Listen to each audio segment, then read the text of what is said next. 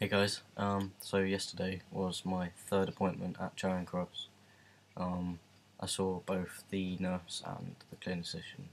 Iffy Middleton, she's lovely. For anyone who's had her, you'll know she really is very, very nice.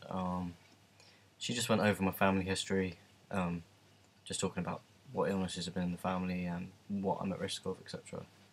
Then she took my blood pressure. Because my bloods went missing when they were done a while ago, I need to have them redone. So she's going to write to my GP and organise that for me, so that's fantastic. She's going to try to prescribe me injections, either the sustenance or the ethernate. I can't pronounce that one. The one that begins with E. Just to see if they've got any available in that area, because I know they don't here.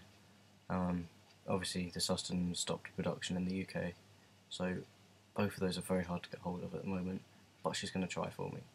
I know Nebido is also an option, but I don't really want to go on that. The fact that it's 3 monthly, it's unpredictable. You still have to take the gel when you start taking that one, just to make sure, whilst that one comes up, your levels are the same. And I don't know, a lot of guys say they don't really like it as much as other options, so it's either the sustenance, the ethernate whatever, or carry on with the gel. I mean, I'm happy on the gel, it's just awkward and annoying to do every day, but yeah. And with the blood test results, they're going to check my levels, and they said if my levels are at an appropriate place, then I can stop taking the gonapeptyl hormone blockers when they run out in a month and a half's time. If my T levels aren't correct, then they'll bring them up or down, or however they're meant to be, and put me on some more blockers afterwards, which is a bit of a pain in the bum. I don't know why I still need to be on the blockers. I've been on them for a year and a half now, and I'm 7 months on T, so kind of unnecessary, I think, to prolong that more than they need to, really. Yeah. And then I saw Dr. Davies, Andrew Davies. He's also a lovely guy. He just ran over how I was getting along and my sort of history past a little bit. It's a lot different from the Tavistock. They sort of just run through everything, bish bash bosh. They just look at your files, make sure everything's up to date and everything you're saying corresponds with what they've got. And then they ask like if you've got any questions. So yeah. He also said I've reached the irreversible stage now. There's basically no going back. My voice will always be deep now. If I stop taking testosterone, it won't change. Other effects, the masculinization, body hair growth, everything like that, he said that's now irreversible. So yeah, that's pretty cool. Also, he's going to write a letter to my old GP, because obviously I've had to transfer for uni, and it's gotten very complicated, because for some reason there's a lack of communication between London and my GPs as it is, and then when you swap GPs and then they're unaware of it, letters get sent God knows where, referrals, prescriptions, it just gets very, very complicated. I found that with uni, when I've had to go and get more testosterone, he was like, well, what for? And I was like, look at my records, have a look, you're my doctor, you're supposed to know.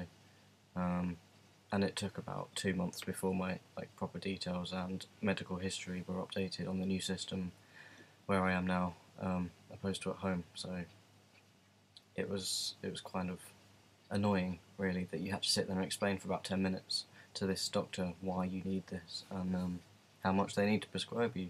So yeah, hopefully that's all going to be sorted out. But anyway, he's written to my old GP because she's the one that's dealt with me the most, and she knows what's happening, what's going on, and all about me, basically. He also gave me a list of surgeons for top surgery for me to go away and look at, which I have. Yeah. So I've had quite a good look at them already. I'm aware of some of them. You might have heard of Dr. Yelland, Dr. Davies, not the same one, Milroy. There's quite a few on there. all UK based surgeons. Some are NHS and some are private, but on occasion the PCT, Primary Care Trust, will fund private surgeons to do your surgery.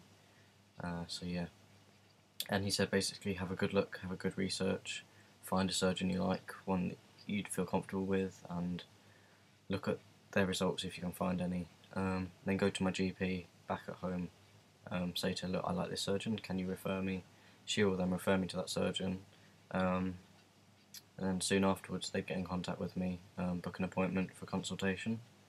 I can compare their results of their surgeries they've done, before and afters, sizings, etc. The best thing to do when looking for a surgeon is to look at surgeons who have done similar operations, the same operation, quite a lot, so they're experienced with what they're doing, and also look at the results of people they've done around your build, your size, because then you know roughly what your results are going to look like compared. I know a lot of guys, when they look at top surgery, they see a lot of results, but they look at results that are different from what they would potentially be like because of different sizings. If you're a larger chested guy, your results are going to vary quite a lot from a smaller chested guy, so it's important to look at results accordingly and choose accordingly. So basically I'm looking at possibly having surgery this year, which is really, really great and exciting, but it hasn't really properly sunk in yet. I don't think it will at all until I wake up from the surgery and it's like, new chest.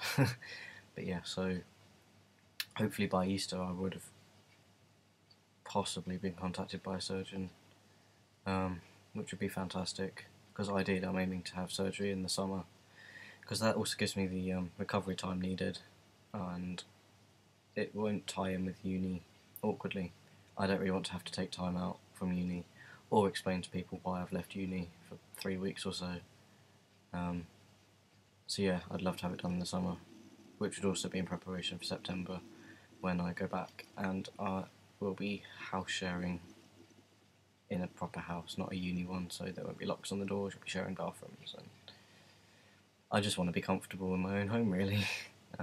Just chilling out in the evenings, even sitting there watching TV or whatever, not having to bind. I found binding's really starting to affect me lately, because I'm binding for such long hours throughout the day. It's hurting my chest, it's affecting my breathing, and just my overall health. So it's something that's really important to me that I really need to have done this year. So I'm hoping, if all goes well, it will happen this year. So that's really, really great. And also on this thing he gave me, it has lots of questions and answers about chest surgery procedure through Charing Cross. So I think I'll put this on Tumblr because it will be helpful to a lot of people.